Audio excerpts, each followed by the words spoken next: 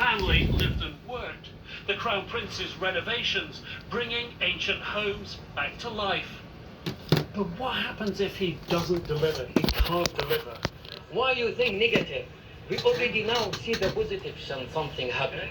No. Why you think that if you see the thing about negative, we cannot go one step? But MBS's dreams are big and could make or break the country. Neom, a futuristic city yet to be built, its epicenter. And if the Crown Prince has his way, its economic engine for generations to come. Yet, despite several years in the making, developers' videos are all we have.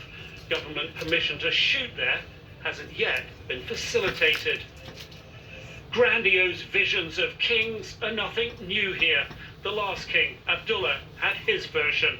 I covered it 15 years ago. It is going to be half the size of total Bahrain and 3 times Manhattan. 3 times the size of Manhattan. Yes.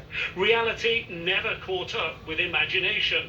Hundreds of thousands of proposed jobs never materialized. MBS's vision will be the test of him at every level. If there are jobs and a brighter future for most people, then happy days. But if his reforms falter, even fail, how will he respond? If it's through repression, then his relationship with President Biden and other Western leaders could crumble. For now, leverage is mostly on MBS's side, a pivotal regional power with vital energy supplies at a time of US need. He managed to basically make the Biden administration back down on all its promises regarding Saudi Arabia and MBS. Haflul's sister, a women's rights activist, was freed from Saudi jail, but not the country, not long after Biden called for her release early last year. She fears MBS will read Biden's visit as approval for more arrests. Pressure will never stop as MBS is in power. It's about the person he is, and the only thing that could change things is accountability from the international community. Biden's time in Jeddah will be a harsh reminder of realpolitik at its toughest. Nick Robertson, CNN, Jeddah, Saudi Arabia. Joining me now from Jerusalem is David Sanger. He's a CNN political and national security analyst, as well as a White House and national security correspondent for the New York Times. Always good to have you on. Now, Joe Biden, of course, has said in the past that Saudi Arabia should be a pariah. He said that the government had, quote, very little redeeming social value. As recently as last month, he said he wouldn't meet with MBS. Does that pivot to his views now show the power that the Saudis have when it comes to Western global politics? Well, you're certainly seeing the president do quite an interesting pirouette. During campaigns, you say a lot of things, and that's when the pariah state line came along. He never said that he wouldn't meet with MBS last month, but what he said was he wasn't going to Saudi Arabia to meet with MBS. Well, he's going to Saudi Arabia for a Gulf Cooperation Council meeting that is largely about getting them to pump more oil and get involved more with the United States and its Western allies, and to some degree, Michael, about superpower competition here. The most interesting announcement you're going to see, I think, from the Saudis is a project to build a 5G network, a new kind of 5G network with the United States boxing out China. So what's happened here is essentially that Mohammed bin Salman, the Crown Prince, who the CIA believes was central to the plot to kill Jamal Khashoggi, the dissident and journalist, has now found a moment where the United States really needs him. And he's using it to get that photograph today of him meeting the president. Yeah, exactly. Some real politic at play, I guess. Saudi Arabia and Iran, I wanted to ask you about this too. They, of course, see each other as mortal enemies. Likewise, Israel and Iran. And of course, increased rapprochement between Israel and the Saudis is going on. Joe Biden has been reiterating Iran won't get a nuclear weapon. How does the specter of Iran play into the dynamics of this trip? It's been through the entire trip. And President Biden has said pretty bluntly that he won't let Iran get a nuclear weapon. But of course, that evades the central issue of difference between the Israelis and the United States. The Israelis maintain that what you need to go after is Iran's nuclear program, because by the time they get to a weapon, it's usually too late to stop it. And certainly that's been our experience with Pakistan, with India, even with Israel, where the United States turned a blind eye as it was developing a weapon in the 60s. Because, of course, Israel is a great American ally. But nonetheless, the issue that is underway here right now is whether or not the U.S. will participate in what Prime Minister Lapid said yesterday was a program of more than just words. And the Israelis have done that. They have been, as you know, and we've discussed before, sabotaging nuclear facilities, assassinating nuclear scientists, while the U.S. has been pursuing a diplomatic solution to all of this. The question is, can the cognitive dissonance of these two different strategies going on simultaneously continue, and does that work? Yeah. I know you've got to run, but I wanted to ask you this too. Joe Biden's meeting with Palestinian leaders Friday. Given the pace of settlement expansion in recent years and development in the West Bank, why should Palestinians have any optimism in a two-state solution, which the president says he still favours, and in a peace process that long ago ceased to be a process at all? It's a really interesting question because the process is not underway right now. The president's going to go and utter all of the right words, I think, to the Palestinians. But I thought it notable that when he wrote a op-ed in the Washington Post last weekend describing his coming trip to Israel and to Saudi Arabia, he never mentioned the Palestinians once. You know, there was a time when people used to say that resolving the Palestinian issue was the way through to getting peace throughout the region. Instead, what we're seeing is this fascinating set of, I wouldn't call it alliances, but a common air defense zone and so forth among the Arab states and Israel, with the Palestinian issue completely unresolved. And that tells you that for a while, this administration at least has pushed this to the side. Yeah. Exactly. David Sanger in Jerusalem there, thanks so much. I know you've got to head off to Saudi Arabia. I really appreciate it. Thank you very much, Michael. Always great to be with you.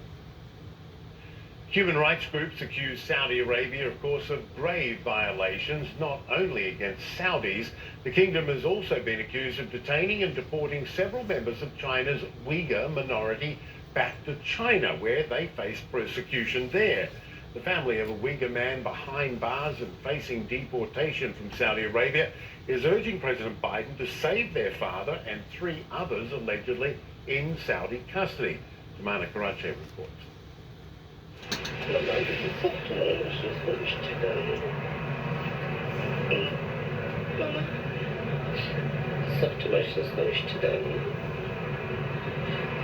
From the back of a Saudi police car, a desperate message to the world.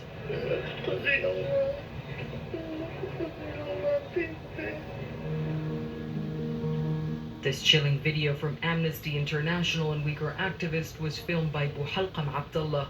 The Uyghur woman and her 13-year-old daughter were detained in Mecca in March, according to the human rights group, and are facing imminent risk of deportation to China. No one has heard from them since. In November 2020, Abdullah's former husband, Nur Mehmet Rozi, was detained along with his friend, Uyghur scholar Hamdullah Weli, who was on a pilgrimage to Islam's holiest city. The two have been held without charge since, and according to UN officials, remain at serious risk of deportation. Our CNN investigation last year revealed that in recent years, Saudi Arabia detained 5 Uyghurs and deported them back to China. We asked the Saudi government about those deportations and about the 4 Uyghurs it's reportedly holding. The government did not respond to our request for comment. The Saudi leadership has not only turned a blind eye to its biggest trade partner's treatment of Uyghurs, fellow Muslims. The Saudi Crown Prince has also voiced support for what China calls a counter-terrorism campaign. For nearly 2 years, Weli's daughters have been campaigning for his release. They've protested outside the Saudi consulate in Istanbul where they live. The possibility of losing their father into China's black hole is all too real. Nuriman and Sumaya lost contact with their mother in China's Xinjiang region more than 5 years ago.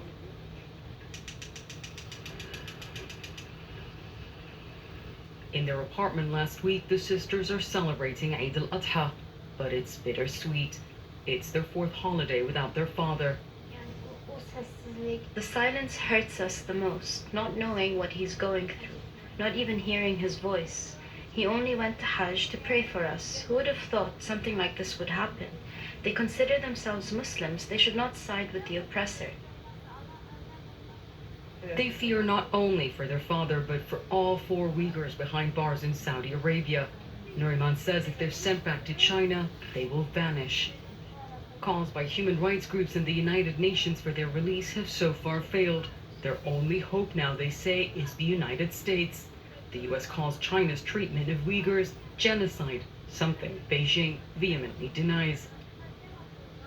She's appealing to President Biden now to save the Uyghur detainees.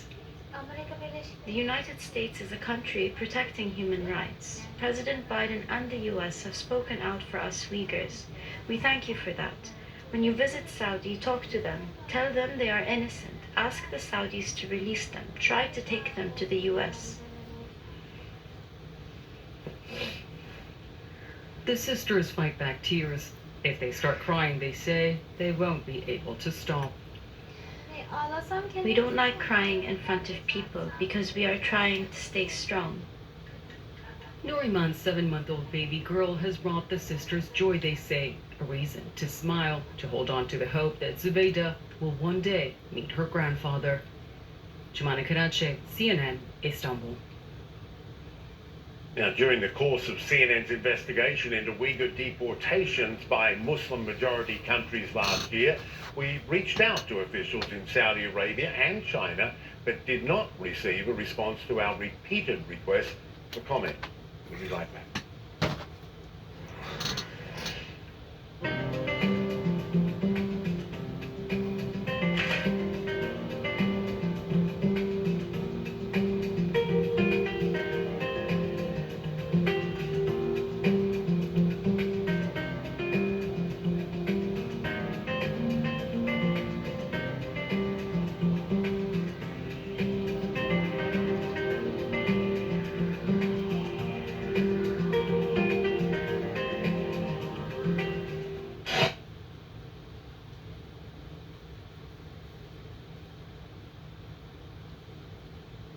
They need is rain, not only to help cool the temperatures off, but also to help those firefighters battling a lot of the blazes across numerous countries. Now, we are expecting rain in Europe. It's just not really in the areas where we need to see it the most, namely Croatia, areas of France, Spain, and even Portugal. In fact, just the Iberian Peninsula alone, we have over 70 active wildfires, and the temperatures really are not making things any easier, not only on the fires themselves, but the firefighters as well.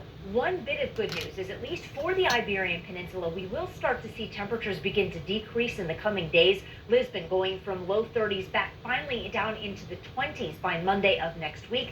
Sevilla going from 44 on Friday back down into the 30s on Monday. But here's the caveat. It's simply because the heat is shifting. So areas like Paris are actually going to start to see an increase in their temperatures by the time we get to next week. And the same scenario for areas of the UK. Notice here across southern England, we have an amber colored alert because temperatures are expected to get to the mid to high 30s starting Sunday and likely continuing through Tuesday of the upcoming week. And that will increase the risk for heat illnesses. So here again, that cool air that has been sitting over the northern portion of Europe is starting to fade away and focus just on Eastern Europe as that heat begins to really spread across much of the central and the northern portion of the continent in the coming days. All right, Alison Chinchar, thanks so much. Appreciate that. Now, the summer travel season has been a nightmare for passengers and for airports as well. Have a look at this, a massive backlog of luggage. This is at London's Heathrow Airport. The airport blaming a lack of baggage handlers. Well, now Heathrow has asked airlines to stop selling tickets for the rest of the summer. And that's not the only problem plaguing Heathrow. Have a look at this human traffic jam. Passengers standing in long lines, scrambling to try to catch their flights. And you've got Emirates Airlines blaming Heathrow for all of this. The airline calling the whole debacle Armageddon. CNN's Anna Stewart has the back and forth between the two. Heathrow says it had no choice but to implement a passenger capacity cap earlier this week, reducing the number of passengers taking off by around 4,000 a day from now through early September. A spokesperson for the airport said they had asked airlines for help, but no clear plans were forthcoming. And that was after Emirates Airline released a stinging rebuke to the decision, accusing Heathrow Airport of having a blatant disregard for consumers and airlines, refusing to cancel their flights from the airport. And they said this: London Heathrow chose not to act, not to plan, not to invest. Now faced with an Armageddon situation due to their incompetence and non-action, they're pushing the entire burden of costs and a scramble to sort out the mess to airlines and travellers. Willie Walsh, the head of IATA, the Global Airline Association, said earlier this week that Heathrow was being ridiculous and was trying to maximise profits at the expense of airlines. Unfortunately, though, for thousands of travellers hoping to fly this summer, the finger-pointing does little to solve the issue at hand. Heathrow Airport, like many others, is buckling under a surge in demand combined with staff shortages. It says it's at 70% of its pre-pandemic level of ground handlers, but is at 80 to 85% of pre-pandemic passenger levels. And a lack of ground handlers is a key reason why Heathrow Airport is struggling so much when it comes to getting people's luggage onto planes. And actually, US airline Delta said they found a creative solution to this particular issue this week. Having cancelled a scheduled flight due to Heathrow's capacity cap, it then flew a plane filled with 1,000 bags back to the US to be reunited with passengers. A sliver of a silver lining there. There is no doubt that a summer of travel chaos is well underway, and it shows little sign of easing. Jesus. Chaos. Total chaos. Unbelievable.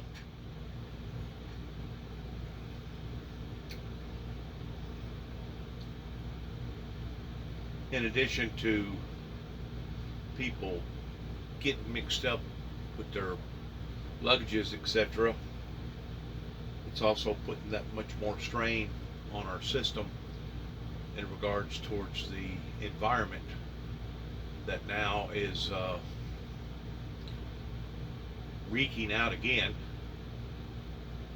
And I truly believe that it's only going to wreak out even more so. Confusion over who's in charge. Sri Lanka's president is finally out. Gotabaya Rajapaksa resigned via email on Thursday after fleeing to Singapore, and that resignation became official a few hours ago. The Sri Lankan Speaker of Parliament made the announcement and said the process to elect a new president is now underway. So he's gone.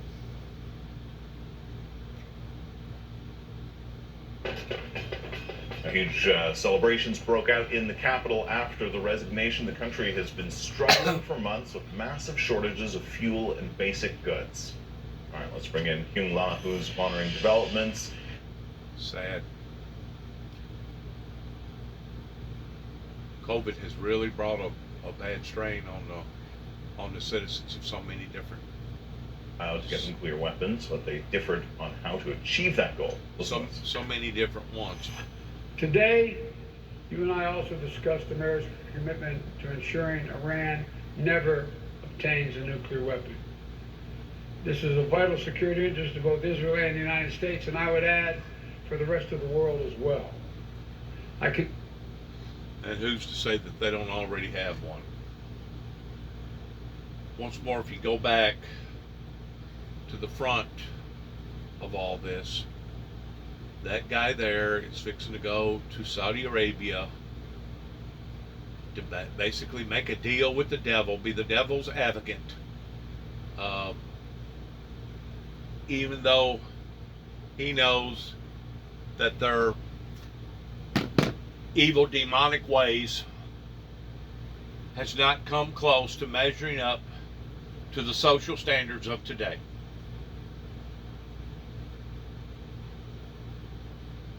The Saudi Arabians are evil, demonic people. They are not to be trusted. They will stab you in the back.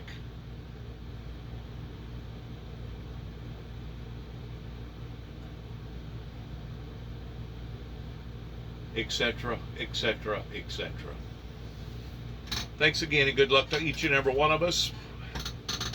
Shalom. God bless America. God bless our American troops. And good luck to all of us.